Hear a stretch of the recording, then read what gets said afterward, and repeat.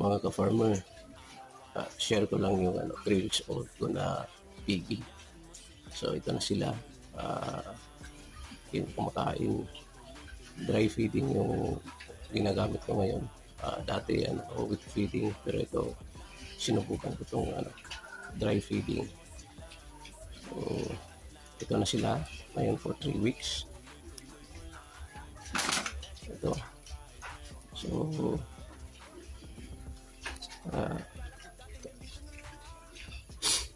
magkapatid silang aning.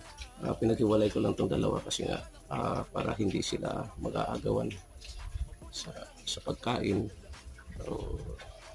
Kasi medyo dati silang aning, dito lang sila, pero ngayon since medyo malaki na, pinaghiwalay ko na.